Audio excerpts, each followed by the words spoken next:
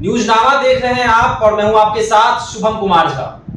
दोस्तों, बिहार में अपराधियों के हौसले बुलंद हैं और हौसले जब बुलंद हैं तो अपराध भी जो है बड़े बड़े हो जा रहे हैं, बड़ी बड़ी वारदात हो जा रही है। और बिहार की जो पुलिस है, यानी कि बिहार पुलिस है, साथ ही साथ पटना पुलिस है, वह चैन की नींद सो रही है।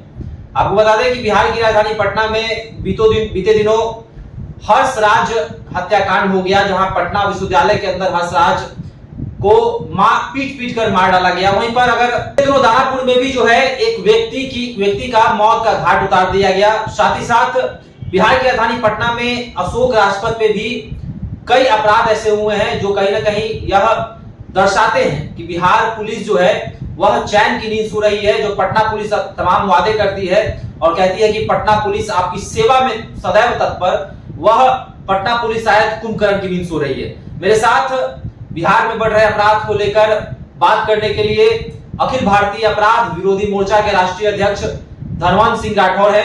सर, क्या लग रहा है, लगातार बिहार में आपराधिक मामले बढ़ रहे हैं और पुलिस का ध्यान तक नहीं है। लगातार जो खबरें आ रही हैं, अपराध पे अपराध हो रहा है, लेकिन न बिहार पुलिस, न बिहार की प्रशासन और न सरकार जो है वो सजग है। क्या कुछ कहेंगे इस पर? देखिए, कल की एक घटना है छपरा की।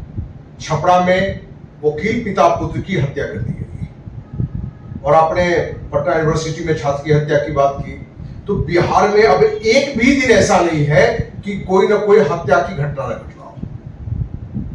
तो जो जंगल राज की बात लालू यादव के लिए हो रहा था, बिहार वासियों को डर लगने लगा है कि क्या फिर से वो माहौल आने वाला है, क्योंकि कोई व्यक्ति जंगल राज नहीं होता है।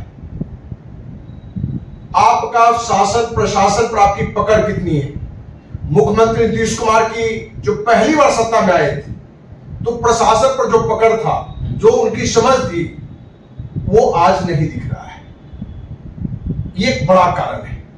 और आज बिहार की 80% पुलिस की जो क्षमता शराबबंदी पे लगा हुआ है। हम ये कहें कि बंदी पर नहीं, बल्कि शराबबंदी के नाम पर एक बड़े पैसे की उगाही में समय जाता है, पुलिस का जाता है। क्योंकि अखिल भारतीय अपराध विरोधी मोर्चा का कोई दिन ऐसा नहीं है कि 2-3 बातें अलग अलग जिला से कि शराब के मुद्दे पर कोई लफड़ा हो गया, शराब की यह घटना है, इन मुद्दों को लेके ये बराबर घटना घटता रहता है। तो मुख्यमंत्री नीतीश कुमार को कहीं ना कहीं अपने ईगो को भी देखना है। भैया, ईगो को हटाइए।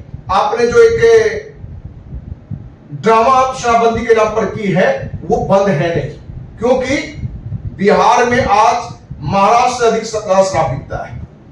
और जो रिपोर्ट आया है केंद्रीय स्वास्थ्य परिवार कल्याण मंत्रालय की, उस रिपोर्ट में आया है कि महाराष्ट्र से ज्यादा बिहार में शराब बिकता है, और जितना शराब बिक रहा है उससे 25,000 करोड़ का प्रतिवर्ष नुकसान हो रहा है। तो जो पैसे गरीबों में जाने चाहिए, वो तो शराब के नाम पर वो लूट हो रहा है। जो नीचे से शराब माफिया से लेके, थाना से लेके, उत्पाद से लेके, हम ये कहें कि विधायक मंत्री होते होते मुख्यमंत्री तक भी पहुंचता है। वो अलग बात है कि मुख्यमंत्री के कोष में, मुख्यमंत्री के अकाउंट में नहीं जाके पार्टी के मजबूती में जाता है। तो जो पुलिस प्रशासन का समय अपराध रोकने पर लगना चाहिए, तो शराब के नाम पर एक नौटंकी हो रहा है। अब देखिए, परसों हिंदुस्तान प्रेस की बात मैं कर रहा हूं, 2 घंटा उसने पूरे पटना में लगभग 30 किलोमीटर के एरिया में ये अध्ययन किया कि पुलिस गश्ती गाड़ी कितनी नजर आ रही है। अब 2 घंटे में 30 किलोमीटर से अधिक दूरी में सिर्फ एक गाड़ी नजर आई, सिर्फ एक गाड़ी नजर आई। अखिल भारतीय अपराध विरोधी मोर्चा ने भी बीच बीच में इस तरह की जानकारी जब अध्ययन करते हैं, एक तो गश्ती में गाड़ी कम है, दूसरा गश्ती में गाड़ी में सिपाही सोए हुए आपको मिलेंगे।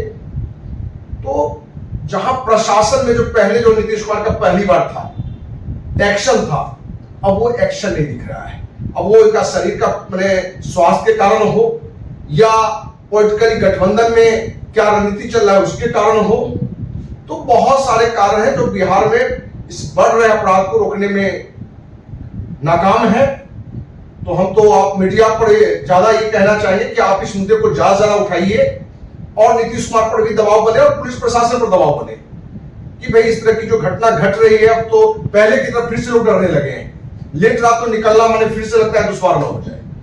इसलिए कहीं ना कहीं पूर्व की स्थिति से स्थिति अभी खराब है। अच्छा, बिहार के डीजीपी जब आरएस भट्टी बने तो ऐसा कहा जाता था कि आरएस भट्टी बने हैं, अपराधियों के टट्टी निकाल देंगे भट्टी। तो कहीं ना कहीं डीजीपी में बदलाव होता है, आरएस भट्टी को बनाया जाता है, लेकिन अपराध का ग्राफ कम नहीं होता है।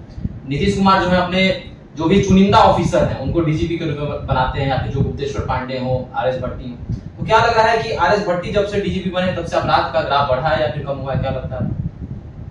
देखिए, पुलिस की जो कहानी आपको मालूम है, एक तो अपने पूरे बिहार में जाति देख के एसपी बनते हैं, डीएम बनते हैं, कि किनको एसपी डीएम बनाना है, जाति देखना है, किस जिला में किनको डालना है।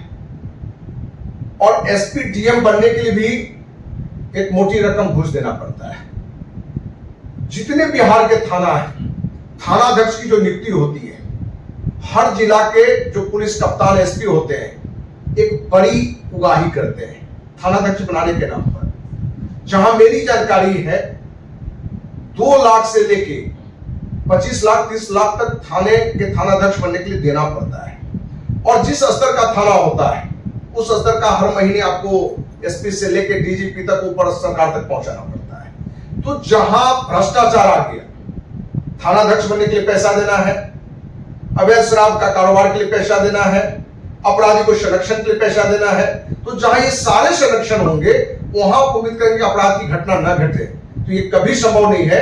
और हमें तो याद आ रहा है कि एक पुरानी एक कहानी है जो सच्ची कहानी है, कि एक एरिया में काफी शांति थी और वहां थाना खुल रहा था। तो गांव के लोग पूछे थानाध्यक्ष से कि थानाध्यक्ष जी, हमारे गांव में तो शांति है, पूरे एरिया में कोई घटना नहीं घटता है, कोई चोरी डकैती नहीं, कोई नशा का कारोबार नहीं, आखिर थाना की आवश्यकता क्या है? तो थानाध्यक्ष दारोगा ने बोला कि अब थाना खुल गया है, ये सारी चीज स्वतः होने लगेगा। कहने का तात्पर्य कि कहीं ना कहीं जो सुरक्षा के लिए आया है वो कहीं ना कहीं आज वो अपराध का माहौल बना रहा है अपनी आमदनी के लिए। बिहार में हमने एक बार नहीं अनेकों बार मुख्यमंत्री नीतीश कुमार को पत्र लिखकर हमने कहा है, और अनेकों थाना के थानाध्यक्ष के नाम लेकर, एसपी के नाम लेकर, शराब माफिया का नाम लेकर, कि यहाँ एक मोटी रकम लोग कमा रहे हैं और उस पर कोई जो कार्रवाई होनी चाहिए वो कार्रवाई कहीं दिख नहीं रहा है। अच्छा, एक और सवाल होगा, आपने शराबबंदी की बात की।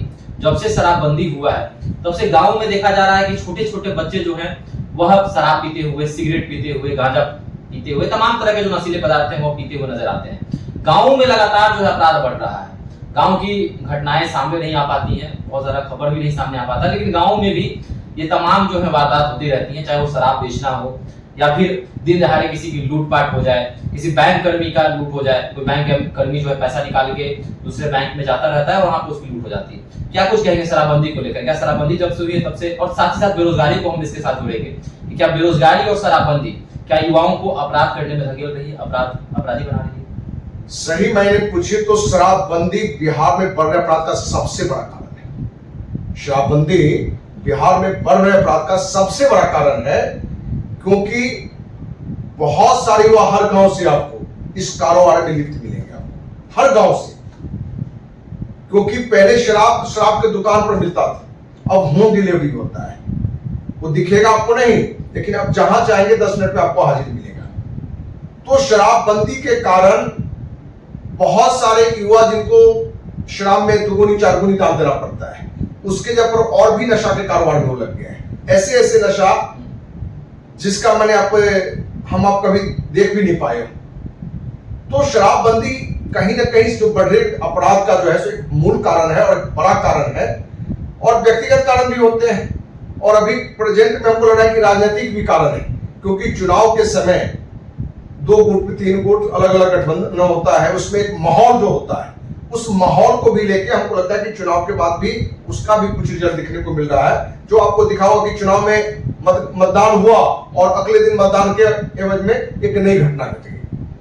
तो कहीं ना कहीं सारे अपराध पर मुख्यमंत्री नीतीश कुमार को अपनी पूरी टीम को लेके, पुलिस प्रशासन को लेके एक मीटिंग करके इस निर्णय पर आना चाहिए कि अपराध आखिर रुके कैसे, क्योंकि यही नीतीश कुमार पहली बार सरकार बनाए थे तो अपराध पे बिहार में अंकुश लगा दिया था, और यही कारण उनको लोग सुशासन भावुक करने लगे थे। चलिए, तो अखिल भारतीय अपराध विरोधी मोर्चा के राष्ट्रीय अध्यक्ष धनवंत सिंह राठौर जी ने नीतीश कुमार को यह मैसेज दिया है, संदेश दिया है कि आप एक मीटिंग कीजिए, एक सभा कीजिए और कहीं ना कहीं जो बिहार में बढ़ते अपराध हैं उन पर लगाम लगाइए।